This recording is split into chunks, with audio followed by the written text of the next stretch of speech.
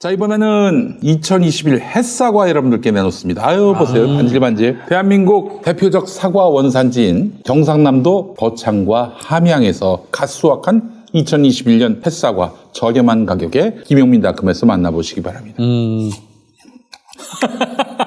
바로 먹고 시작하는 꿀이네, 꿀. 농림축산식품부가 주최하는 2021년 대한민국 대표 과일 선발대회에서 무슨 상을 받았을까요? 최우수상? 대상을. 바로 거창사과입니다. 거창사과는 과즙이 풍부하고 향이 진하고 식감이 아삭해서 대한민국 사과 중에서 가장 뛰어나다는 평가를 받고 있습니다. 과일 공장은 매일 새벽 경남 거창과 함양 농가에서 올라오는 사과 중에서도 가장 신선하고 맛있는 과일들만 엄격하게 선별해서 박스 포장 전에 정확한 실 중량을 측정해서 댁으로 보냅니다. 가격은 크기와 중량에 따라서 28,000원에서 63,000원까지 다양합니다. 보다 자세한 사항은 김용민닷컴에서 직접 확인해 보시기 바랍니다. 12월에도 김용민닷컴의 전 상품은 배송비 무료입니다. 네.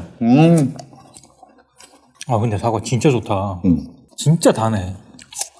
이것도 사실 깎아놓은 지 되게 오래되셨거든요. 근데 아삭아삭해요. 아, 그렇죠. 사실 꿀이야, 꿀. 마트에서 사과를 이렇게 사지 않습니까? 그럼 그게 약간 복불복일 때가 있거든요. 아, 맞아요. 요즘 사과가. 어우, 진짜 다네. 아, 근데 색깔이 진짜 좋네요, 향마가. 아, 진짜 과즙이 진짜, 네. 씹는 순간에 그냥 쫙쫙. 기가 막히네, 진짜. 빛깔도 기가 막히지 않습니까? 색깔이 진짜 좋네요.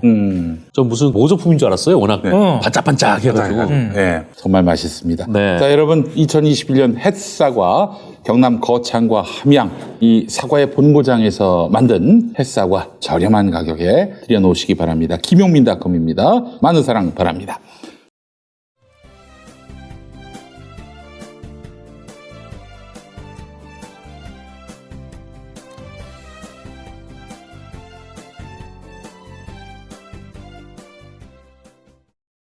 꿈을 없는 기자회 계속해서 우리 민동기 기자님.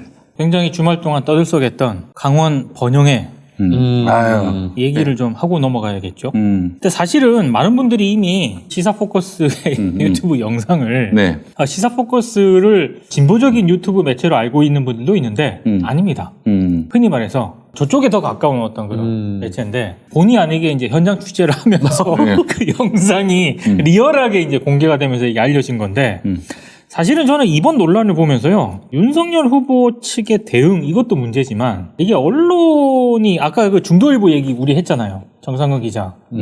중도일보식의 그런 대응이라든가, 지역 언론에서 뭔가 목소리를 내고 제대로 보도하려는 그런 언론인들의 노력이 있었던 반면에, 네. 이 사안을 그나마 좀 보도했던 강원일보 같은 경우에는, 조금은 반대의 좀 그런 패턴을 보였던 게 아닌가. 이미 윤석열 후보가 강원 지역 일정에 마지막으로 참석을 한 게 지난 11일 강원도 11개 시군 번영회장 간담회입니다. 많은 분들이 아시겠지만 이 간담회 자리는 윤석열 후보가 유권자들의 요구사항을 듣고 지역 공약을 설명하기 위한 그런 자리였는데 영상을 많은 분들이 보셨겠지만 현안에 대한 이야기를 뭐 별로 안 듣고요. 사진 빵빵 찍고 자리를 떴습니다. 이게 지역 언론이 물론 이제 유튜브를 통해서도 알려졌지만 강원 지역 같은 경우에는 강원일보를 통해서 이게 내용이 보도가 됐죠. 그리고 당시 현장을 강원일보 기자가 당연히 취재를 했겠죠. 이 강원일보 기자는 어떤 내용으로 처음에 보도를 했느냐. 윤석열 후보를 비롯해 국민의힘 의원들이 빠져나간 자리엔 일부 회원들이 언성을 높이며 소란이 벌어졌다. 일부 회원들은 후보가 사진만 찍으러 왔느냐며 폐광 지역 인구 소멸 위기 등 각종 현안들에 대해서는 한마디도 듣지 않고 가느냐고 목소리를 높였다. 이는 간담회장에서 회원들에게 발언권이 주어지지 않고 정책 과제 제안서를 전달한 후에 기념사진을 촬영하고 곧바로 자리를 떠난 것에 대한 불만 표출이었다. 이렇게 보도를 한 겁니다. 제가 봤을 때 좀 담담하게 드라이하게 보도를 했다고 보거든요. 네. 그런데 이 첫 보도 당시 기사 제목이 사진 찍으려고 왔나? 강원 18개 시군 번영의 소란, 이런 제목이었는데 아유, 뭐 아주 정확한, 그리고 그 사태의 본질을 정확하게 짚어낸 그런 기사네요. 그렇습니다. 그런데 기사가 조금 후에 제목이 바뀝니다. 윤 후보 강원 번영의 요청 적극 반영. 요거는 조금 앞선 기사 제목과 내용과도 일치가 안 되는 그런 부분이고요. 그 뒤에 네. 일부 소란도 이렇게 이제 제목을 답니다. 한마디로 일부 소란이 돼버렸네. 메인이 바뀐 거죠. 네. 사태의 그 본질이 일부 소란으로 바뀌었어. 아니 20분 만에 갔는데 의견을 어떻게 적극 반영한다는 겁니까? 그리고 그 기사 제목에 또 두 번째 기사 그 제목이 바뀌었을 때요. 윤석열 후보를 직접적으로 비판한 발언이 빠졌어요. 네. 강원 번영의 요청 적극 반영 이 대목이 추가가 됐잖아요. 이런 거를 이제 통상 언론계에서는 마사지했다라고 얘기를 하는 거거든요. 네. 기사가 좀 많이 바뀌었다고 얘기를 하는 건데 사실 강원일보 쪽의 해명은 이래요. 외압에 의한 결과는 아니다. 다만 본인들이 추가 취재라고 확인된 사실을 반영했을 뿐이다. 그 추가 취재라고 하는 게 뭐냐면은 사진만 찍으러 왔냐고 말한 사람이 정식 참석자가 아니었기 때문에 그 발언이 번영회에서 나온 것처럼 뽑힌 부분을 수정해달라고 번영회에서 요청을 해왔다는 겁니다. 근데 저는 번영회가 그런 요청을 할 수도 있고요. 윤석열 후보 측에서 좀 무리하게 요구는 할 수 있다고 봐요. 그런데 기사가 전반적으로 그 당시 상황이라든가 팩트 관계에 문제가 없다면은 저는 그냥 기사 내용에 이거를 일부분 수정을 해서 보완을 하고 네네. 기사 제목에 분명히 그 윤석열 후보가 20분 있다가 간 건 맞잖아요. 그러면 일부에서 뭐 이런 부재를 통해서 뭐 반영을 한다든가 이게 저는 제가 알고 있는 정석이라고 생각을 하거든요. 그렇죠. 네. 네. 통상 왜냐하면 저는 이게 뭐 번영의 주장이 맞다 혹은 윤석열 후보 측의 주장이 맞다 이게 중요한 게 아니고 자 대선 후보가 야당의 주요 대선 후보가 왔어. 근데 강원 지역 번영회라고 하는데 솔직히 김용인 이사장도 페이스북을 통해서 지적을 했지만 강원 지역은요 서울에 무슨 간담회 하는 그런 자리랑 달라요. 그렇죠. 교통이라든가 서울은 금방 이동하면 돼. 근데 강원도 지역은요 땅덩이가 일단 넓고요 18개 그 지역에서 번영회장이 올라온다 하지만은 한번 올라오려면 몇 시간 올라온 사람들도 있습니다. 이게 강원도가 철원에서 삼척, 고성에서 원주. 이거는 진짜 그게 사실은 땅덩어리가 넓은 것보다도 교통이 형편없어요. 맞아요. 정말 교통이 형편없습니다. 그래서 사실은 삼척에서 춘천 간다, 철원에서 춘천 간다. 하루를 완전히 이 일만 하러 가는 걸로 해서 갈 수밖에 없어요. 근데 갔더니 20분 만에 하나마나 한 그런 브리핑. 아니 윤석열이 얘기하는 것도 아니고 뭐 누군가가 얘기한 거고 윤석열이 예 뭐 알겠습니다. 네. 그러고 말고 사진 한 방 찍고 네. 이런 우리 번영 회장님들 한마디 못하고 뭐야 이게.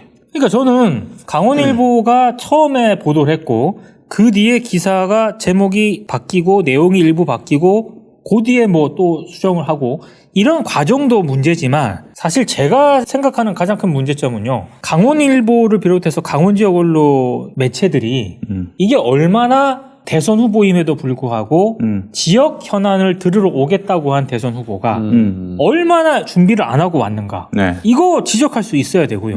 그리고 뭐 10분이 됐든 20분이 됐든 만약에 이런 어떤 일정을 서로 간에 얘기가 됐다고 쳐요. 그건 이제 그 사람들 얘기고 회장단하고 윤석열 후보 간의 얘기고 언론인의 관점이라면은 지역 현안을 들으러 온다고 하는데 야 20분간 일정을 해? 이거는 너무 무리하게 일정을 짠 거 아니냐? 그렇죠. 이거는 그냥 와서 사진 찍겠다는 거 아니냐? 당연히 언론은 문제제기 할 수 있습니다. 근데 이런 부분들에 대해서 제가 봤을 때 종합적으로 기사가 나가는 게 정석인 거죠. 이게 뭐 기사가 제목이 바뀌었네, 뭐 요구가 했네, 추가 취재를 했네. 저는 이게 사안의 본질은 아니라고 봅니다. 그럼요. 예. 용디의 새로운 도전 썬데이 용인 8090 세대를 위한 라떼 월드를 열다.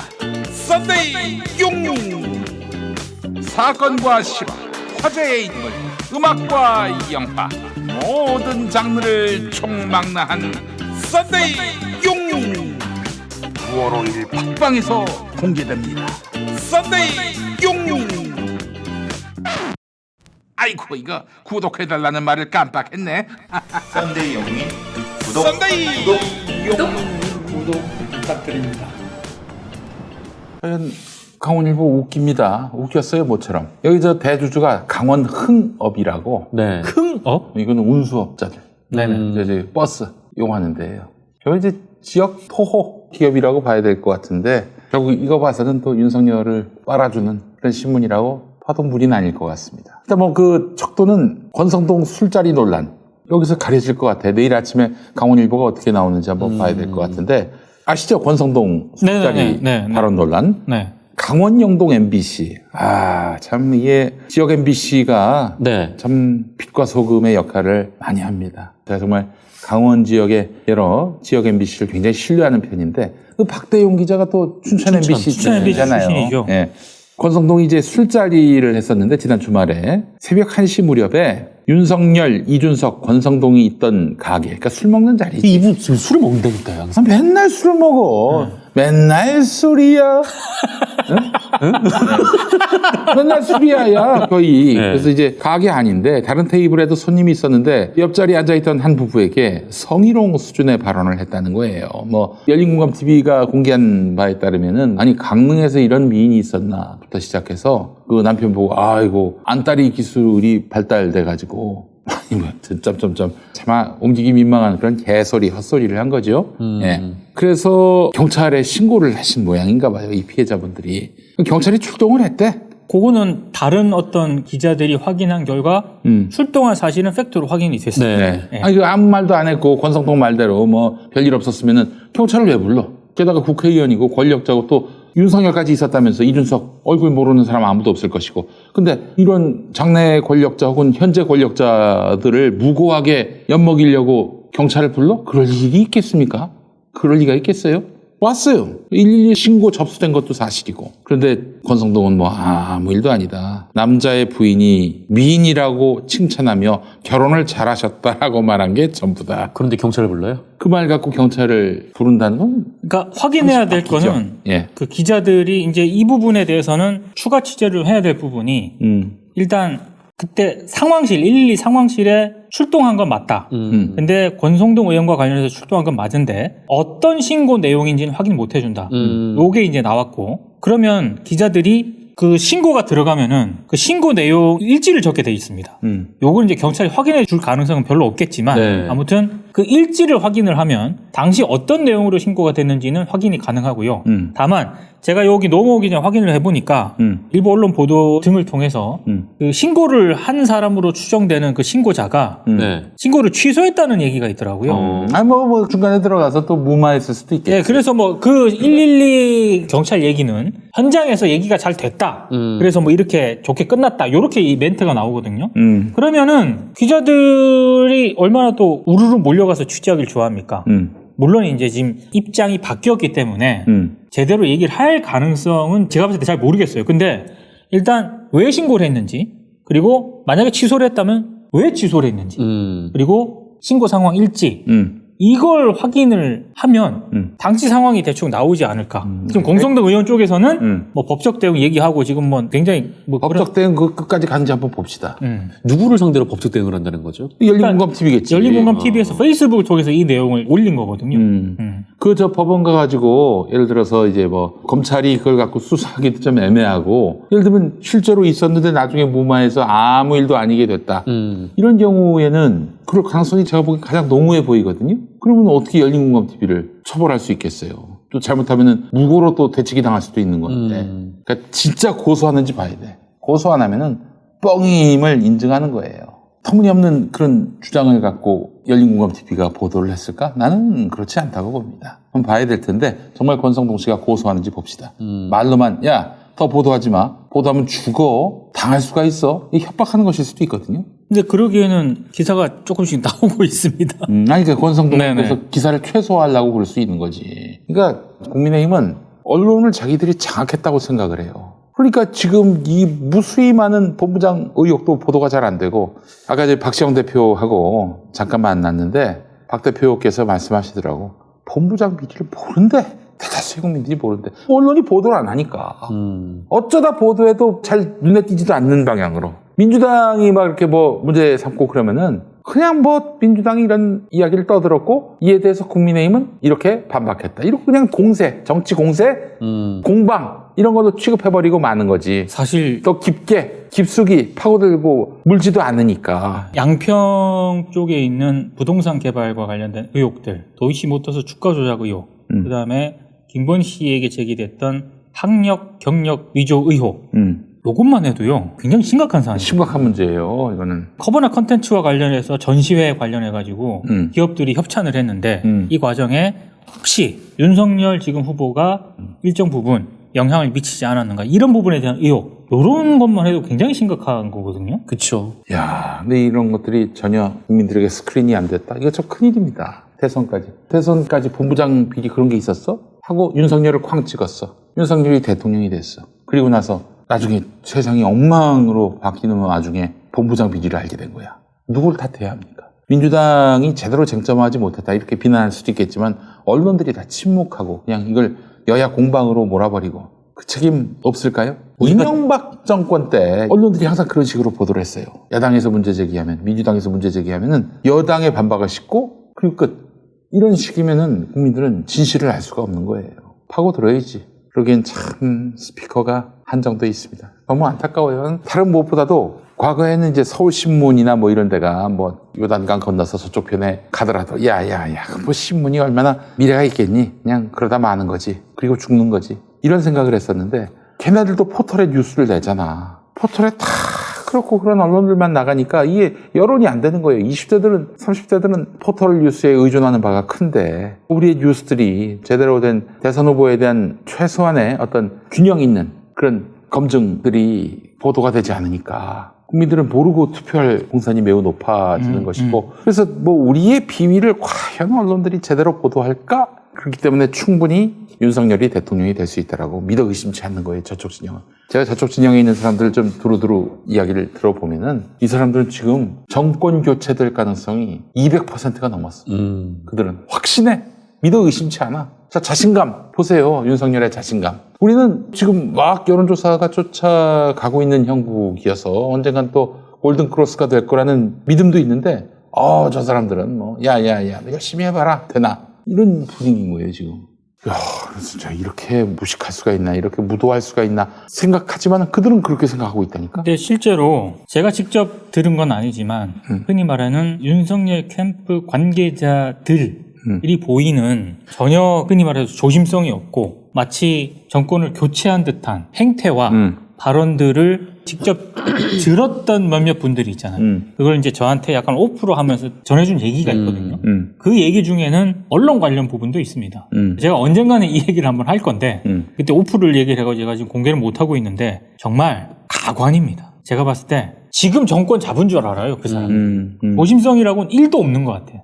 전해 들은 얘기만 보면. 참 안타깝습니다. 언론 개혁을 안 하니까 이런 꼬라지를 당하게 되는 거고 검찰 개혁을 안 하니까 또한 이런 꼬라지를 당하게 되는 거예요. 이걸 비룰 사안 혹은 보류할 사안이 아닌데 말이죠. 그리고 이재명 후보 캠프에서 참 많은 공백들이 있는데 특히 공보 쪽. 그러니까 공보와 홍보는 달라요. 그렇죠. 예. 공보는 뭐냐면 언론 상대하는 거고 홍보는 전 국민 상대하는 거예요. 정말 그냥 홍보예요. 네. 예. 그래서 공보 라인에서 역할을 해야 될 의원들 상당수 언론사 출신들인데 그 언론사 출신들이 지난 경선 때 어디한테 붙었습니까? 안 봐도 비디오죠. 가뜩이나 참 힘겨운 언론 지형에서 분투하고 있어요. 이재명 후보가. 그래서 우리 국회의원들, 힘 있는 국회의원들께서 열심히 좀 SNS에 홍보를 하시면은 네. 기자들이 그거 보고 기사 한 줄이라도 쓰지 않겠어요?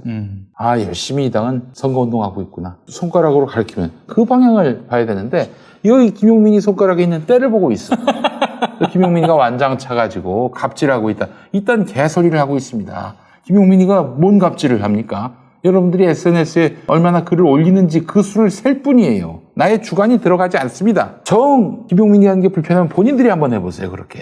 당신들이 안 하니까 홍보를 너무 안 하니까 홍보하게끔 푸시하는 거 아닙니까? 아니 시민의 한 사람으로서 그거 하면 안 됩니까? 이게 너무 절박한 문제인데 저쪽 넘어가면은 이제 당신들은 멀쩡할 거야 국회의원이니까 또 처음엔 꼬시지 않겠어? 야야야 윤석열과 함께 편안하게 한번 살아보자 라면서 유혹이 안 가겠어요? 국회의원인데 근데 우리는 바로 좆됩니다.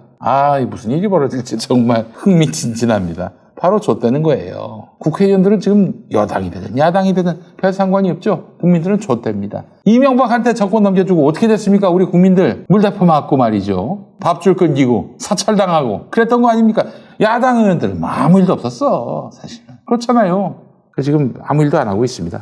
안타깝습니다. 그래서 정말 살고자 죽지 않고자 지금 전수조사 하겠다는 겁니다. 여기에 딴주 꺼지 마시고 김용민 하지 마. 네가 하면 수수성이 왜곡되니까 내가 할게. 그럼 다 넘겨드릴게 내가. 좀 이런 일들에 대해서 도와주지는 못할 망정. 뭐 저기 수구 언론들이 좀 김용민이 막 이름 가져다가 뭐 줄 세우기를 한다느니 순위를 매긴다느니 이딴 개소리를 하더라도 신경 쓰지 마시고 그렇게 해서 의원들이 자극받아가지고 열심히 홍보 활동한다? 그 여파는 김용민에게 덕으로 돌아오지 않아요. 분명히 말씀드리지만은 대선 이후에는 이재명이 만약 대통령 된다면은 그 양반으로부터 받는 거 하나 없습니다. 뭐 임명직 하나 안 받습니다. 저는 지금 당원도 아니고 어디 뭐 선거 때마다 개도 물고 다닌다는 임명장 한 장 없어요. 그냥 민간 차원에서 민병대로 지금 싸우고 있는 거예요. 뭐 도와주진 못할 망정 비난을 하고 자빠졌어. 자, 여러분들께 광고를 드립니다. 좀 알려주세요. 소속 국회의원들한테 12월 29일부터 1월 4일까지 그 일주일 동안 SNS 전수조사합니다. 당연히 29일부터 1월 4일까지의 SNS에 이재명 후보 선거운동 관련한 글, 이재명은 내가 차마 지지할 수 없다. 양심에 저촉된다. 그런 분들은 윤석열 비판을 해도 돼요. 검찰개혁 얘기만 해도 돼요. 하여튼 선거에 도움되는 글을 올리시면요. 그러니까 민주당 대선 승리라고 해도 원으로 카운팅하겠습니다. 이재명 얘기 하나도 안 해도 좋고 민주당 대선 승리, 정권 재창출 그 말만 해도 그 진정성 다 인정해드릴게요. 일도 할게요. 똑같은 거를 반복해서 올려도 중복해서 올려도 단순 리트윗이라도 다 하나로 하겠습니다. 똑같은 글을 뭐 페이스북, 트위터, 인스타그램 올려도 다 각각 하나씩 이렇게 해서 카운팅을 하겠습니다. 왜냐하면 연말에 랠리라고 신년 랠리라고 이럴 때 또 굉장히 바람을 많이 타거든요. 이럴 때 또 열심히 해주시면은 이게 또 도움되지 않겠습니까? 12월 29일부터 1월 4일까지 저희가 이 기간 동안에 SNS 얼마나 올리시는지 1월 5일부터 체크합니다. 그리고 또 주말쯤 아마 발표할 것 같은데 발표를 해서 이제 공개를 할 예정입니다. 단순 리트윗만 해도 돼. 단순 리트윗만 해도 됩니다. 하시라고. 그래서 저기 상위 30위, 그리고 하위 지난번에 80위까지 했는데 하위 30위까지 하겠습니다.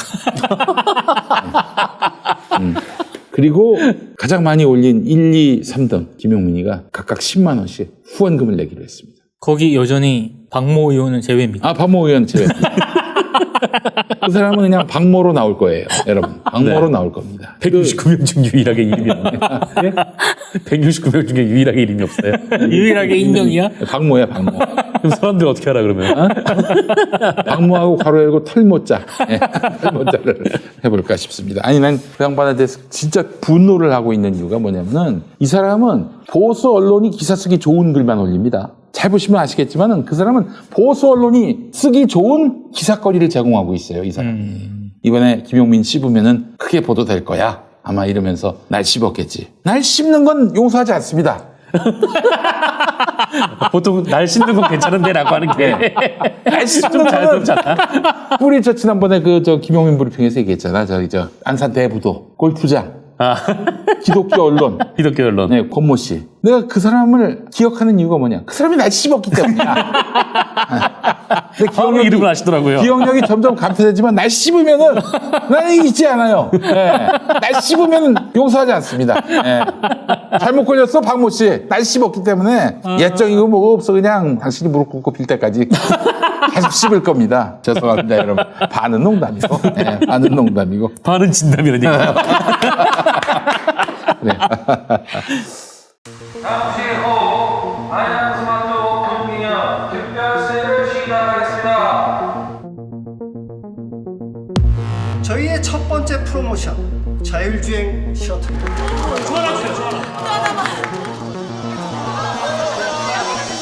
이번 달 야심차게 준비한 프로모션 제품들입니다. 모두 무료로 제공해드리겠습니다. 렛츠고! 다음 소식도 뭐 있습니까? 짧게 하나 좀 네. 얘기하겠는데요. 그때 국물 없는 기자회에서 연합뉴스에서 1년이 넘도록 네. 기사형 광고를 작성해서 홍보사업팀 소속인데 기사형 광고를 썼잖아요. 2,000건 넘게 써가지고 이것 때문에 나중에 결과적으로 연합뉴스가 포털 콘텐츠 제휴에서 탈락되는 유평위에서 그런 지금 상황이 됐는데 근데 이 사건에서 좀 들여다봐야 할 또 다른 대목들이 있습니다. 그때 홍보사업팀 소속 그 직원이 있지 않습니까? 네. 연합뉴스에 네. 기사형 광고를 썼던 비정규직이었습니다. 아, 그래요? 예. 그 어떻게 그러면 그 기사에는 바이라인에 그 사람 이름이 실명이 들어갑니까? 들어갔죠. 실명 기자 이렇게 들어갔죠. 기자로 들어갔는데 네. 비정규직. 네. 비정규직이었고요. 예. 그리고 실제로 이 기사용 광고를 썼던 비정규직 이 직원 외에도 홍보사업팀의 다른 어떤 그런 직원들도 기사용 광고를 많이 썼다는 거죠. 보도국은 아닙니까? 저기 편집국은 아니에요? 편집국은 아니에요. 아닙니다. 근데 기자라고 해서 네. 바이라인에 이름이 나갔고 예. 기자라고 하면 또 공신력이 생기는 거지. 실상은 기자 아니고 실상 기자가 아니죠. 그래놓고 이제 기자로 바이라인에 나갔고. 네. 그러면 이거는 연합뉴스 노조에서 들고 일어나야 할 일 아닙니까? 굉장히 좀 문제가 있죠. 이런 식으로 사람을 쓰는 것도 게다가 사실 굉장히 좀 비열한 게 이런 거 기자들이 안 쓰거든요. 이걸 기자가 안 쓰기 때문에 비정규직을 뽑아서 이런 기사를 쓰도록 했던 게 아닌가라고. 아니 그럼 연합뉴스 기자들이 들고 일어나서 그렇죠. 노동조합이 들고 일어나서 이딴 식으로 해서 문제를 제기해야죠. 우리 이름을 먹칠하지 말라라고 해야 되는 거 아닙니까? 그렇죠. 뭐 하고 있는 거예요 도대체? 근데 제가 봤을 때 이게 굉장히 좀 뭐라 그럴까요? 좀 못됐다라는 생각이 들면서 자, 그럼 이게 연합뉴스가 국가기관 통신사로서 이게 만약 법적으로는 문제가 없을 수는 있어요. 근데 법적인 문제 이전에 이게 국가기관 통신사로서 언론사로서 정부로부터 1년에 300억을 넘게 받는 언론사가 굳이 이렇게까지 해야 되느냐라는. 공영 언론입니다. 맞습니다. 연합뉴스는 공영 네. 언론이에요. 예, 근데 이런 부분에 대해서 내부 구성원들의 문제의식이 그렇게 크지 않다는 거가 일단 가장 큰 문제고요. 두 번째는 그러면 이게 지금 연합뉴스에서 이게 문제가 되고 있는데 다른 언론사들은 비슷한 케이스가 없는 것일까?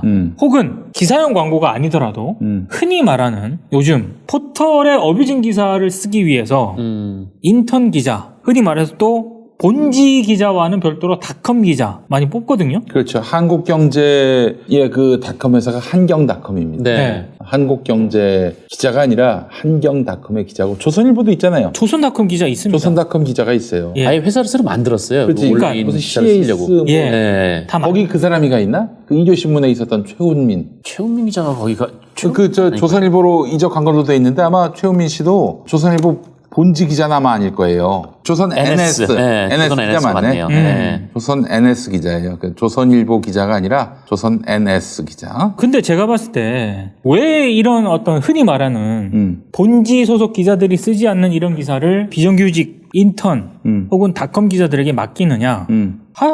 인턴이나 비정규직은 정규직으로 채용되기 전에 해지를 하면은 퇴직금 안 줘도 되거든요. 그리고 솔직히 용도 자체가 클릭을 유도하기 위한 컨텐츠 생산이거든요. 대부분.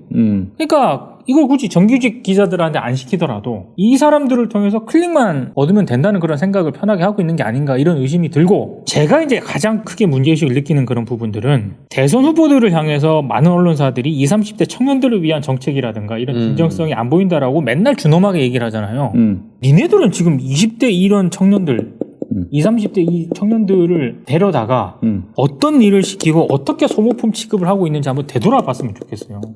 이거 제가 봤을 때 연합뉴스의 어떤 이런 문제만은 아니고 정말로 모든 언론사들이 다 가지고 있는 그런 문제인데 아까 얘기한 그 중도일보 기자들하고 계속 저는 오늘 국물 없는 기자회가 그 부분을 일맥상통하다고 생각을 하는데 밖에다 대고 대외 무슨 정인이 원칙이니 이런 얘기 하지 말고요. 자기들 소속돼 있는 회사 내부의 어떤 그 부조리 이런 문제점들이 있잖아요. 이런 부분들에 대해서 기자들이 제대로 목소리를 내는 걸 나는 본 적이 없습니다. 아까 김영희 PD도 열받아서 지금 아니 그럼 연합뉴스 노조나 이런 데서 뭐 하냐고 얘기를 하지 않습니까? 맞아요. 연합뉴스 노조나 구성원들이 내부에서 야 이게 부끄럽게 무슨 짓이냐라고 예전에는 그래도 최소한의 문제 제기를 했어. 근데 지금은 이거는 미디어 오늘이나 이런 매체 비평지가 문제 제기를 해도 연합 내부라든가 언론사 내부에서는 별다른 반향이 없습니다. 저는 이게 최악이라고 생각해요. 그러니까요. 조선의 NS가 말이죠. 온라인 대응 자회사, 한마디로 막 뉴스를 찍어내기 컴이에요 위한. 그냥 예. 그냥 뭐 클릭, 커뮤니티 클릭. 돌아다니고 뭐 SNS 돌아다니면서 기사 긁어다가 그냥 복붙하는 그런 매체예요. 그런데 미디어스 7월 16일자 보도를 보니까 여기 대표가 장상진이네. 아, 예. 그 유명한 그래요? 장상진. 장상진 저 김미선 남편. 예. 그리고 언론사 등록을 안 했다는 거예요. 정기 간행물 등록을 하지 않았다는 거야. 맞아요. 그래서 그때도 문제를 저희가 제기를 했었는데 맞아요. 이게 언론사 등록을 안 하다 보니까 이게 언론중재위원회 대상이 아닌 겁니다. 맞아요. 중개 대상이 김영란법 적용을 받지 않습니다. 그것도 맞지 맞아요. 않고요. 예. 그러니까 꼼수 편법은 되게 잘 써 언론사들이. 그래서 사실은 이 문제와 관련해서 포털뉴스 제휴평가위원회가 이런 거 문제 삼아가지고 조선일보에 대해서 제재를 가할 수도 있을 텐데 그렇잖아요. 아니 기사는 막 생산하고 책임 있는 행동은 못하겠다. 이거는 문제가 있습니다. 일종의 이런 거예요. 이제 우리가 제조원이 있고 판매원이 있잖아. 네. 판매원은 조선일보인데 제조원이 조선 NS야. 맞습니다. 뉴스 서비스 조선 NS. 네. 근데 제조원이 예를 들어서 상품을 만들 때 그 어떤 허가를 받아야 된단 말이지. 근데 허가 없이, 라이센스 없이, 면허 없이 막 생산해. 그래 놓고는 판매원 보고. 나중에 문제가 생기더라도 최소한의 책임을 지지 않아도 되는 그런 상황인 거고. 그래 하여튼 뭐 조선 NS 기자가 작성한 기사에 언론 조정 신청이 접수되면은 그 기사를 게재한 언론사 조선일보가 조정 대상이 된다는 거예요. 네. 그래요. 왜 이런 짓을 하고 있을까? 그러니까 저는 진짜 이게 다른 데도 아니고 그런 거를 이해하고 용납해야 된다는 얘기는 아니지만 정말 좀 뭐 경영이 어렵거나 뭐 이런 언론사들이 어쩔 수 없이 뭐 이런 걸 했다 그러면은 동의는 안 되고 문제가 있다는 걸 인정하지만 그래도 아유 참 이런데 지금 제가 소개를 해드린 게 연합뉴스고요. 지금 어지간한 기성 언론사들이 비정규직이라든가 인턴 기자 채용하는 방식, 그 운영하는 방식이 제가 볼 때 그냥 대동소이할 거예요. 포털을 겨냥한 어떤 그런 클릭 유도? 네. 이런 부분들에 대해서는 정말 뼈저리게 자성하지 않으면 이거 부메랑 돼서 옵니다, 분명히. 네. 그렇죠. 이게 저널리즘을 그렇게 써도 안 되는 거고 청년 노동자를 그렇게 써도 안 되는 그렇죠. 예. 예전에도 좀 했던 주제이긴 한데 중앙일보라든지 좀 이런 큰 언론사들이 이제 청년 직원들을 뽑아놓고 한 2달간 견습을 시키고 네. 그 다음에 이제 채용 여부를 결정하겠다 이런 식으로 채용을 하기도 하고 막 그러거든요. 그렇죠. 굉장히 좀 문제가 있는 것 같습니다. 이게 우리나라 사회가 뭐 지금 뭐 MZ세대 막 그러고 있는데 저는 사실 그 MZ세대라는 실체가 있는지도 잘 모르겠는데 근데 정작 그렇게 떠드는 언론들이 그리고 이제 정치적으로 활용할 언론들이 정작 자기들이 그 청년들을 대하는 방식이 굉장히 좀 부적절하고 안 좋아요. 그래요. 알겠습니다. 자, 오늘도 뭐 깊이 있게 짚어봤습니다. 이렇게 개혁을 미루니까 어떻게 됐습니까? 자기들은 개혁하기 너무 힘들고 또 괜히 또 잘못했다가는 자기들한테 불이익이 닥칠 것 같으니까 적당히 타협하고 그렇게 눈 감아주고 그러다 여기까지 온 거 아닙니까? 그 대가를 지금 치르고 있어요. 지연된 정의는 정의가 아닙니다. 때가 됐을 때 뭔가 권한이 부여됐을 때 그때 바로바로 해야지 이게 미뤄가지고 결국 다 고생하는 거 아닙니까? 만약에 이렇게 돼가지고 정권이 우리 저 성렬이 형한테 넘어간다? 본인들이 피해 입는 거 아니에요. 아주 어리석은 짓들을 한 거지. 아이고, 뭐 이런 얘기 좀 100번, 1000번 해봐야 뭐 알아들을 귀나 있나 모르겠어. 무능한 사람들은 그러니까 공직자의 선량함은 중요하죠. 선량해야죠. 그러나 무능은 최악이다. 선량만 하면 안 됩니다. 네, 불량보다도 무능이 최악이다. 이런 것도 다시 한번 강조하는 바입니다. 누구를 향해서 하는 얘기냐? 너희를 향해서 하는 얘기야. 누구를 향해서 하는 이야기냐라고 묻는 너희가 지금 내가 말하는 사람들입니다. 아유, 정말 부끄럽습니다. 너무 화가 납니다. 여러분, 그러니까 진영을 보지 말고 사람 됨됨이와 진정성을 다 따져가면서 봅시다. 그리고 너무 맹신하지 마세요. 뭐 좋아하는 사람도 어느 순간 가가지고 배신 때릴 수가 있어요. 정말 조심하고 정치인들 좀 많이 신뢰를 하고 지지를 해주는 것도 좋지만은 이 인간이 뒤통수 때릴 수 있다는 거는 좀 감안하고 봐주시면 좋겠습니다. 그러나 김용민은 그걸 걱정하지 마시고 김용민.com으로 많이 구매해 주시기 바라겠습니다. 예. 네. 자, 감사합니다. 마치겠습니다. 다음 주에 뵙겠습니다. 고맙습니다. 맞습니다.